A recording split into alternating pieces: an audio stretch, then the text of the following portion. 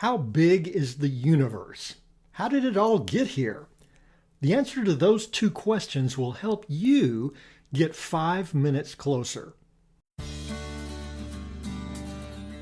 I'm Vaughn Weatherford, and this is 5 Minutes Closer. For the next 5 minutes, let's explore some biblical truths and apply them to your life. No podcast, including this one, can transform your life or give you what you really need. Only Jesus can do that. You can find out why in what I've called the first five episodes of 5 Minutes Closer. Each following episode explores scriptural truths that, if you follow them, will bring you 5 minutes closer to the person God created you to be. Let's see if we can get you 5 minutes closer. The Webb telescope has sent back amazing photos of the universe.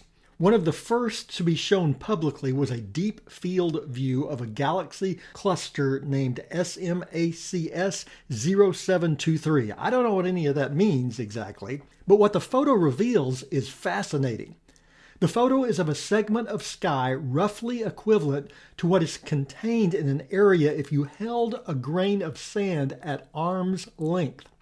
Again, that photo reveals in that space of our sky, there are thousands of galaxies. You heard that correct. Thousands of galaxies. It's extremely difficult to fully comprehend what that means.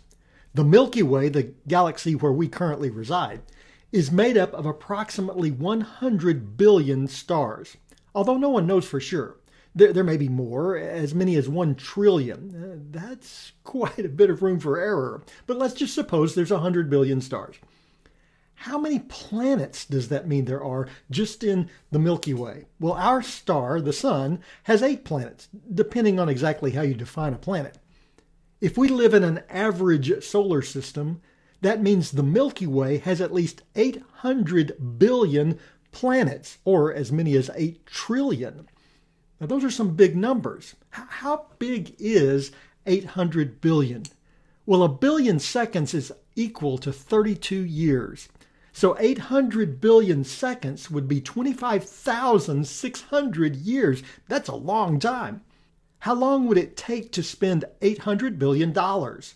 If you spent $100 million a day, it would take you 8,000 years. That's a lot of birthdays. And that's just one galaxy.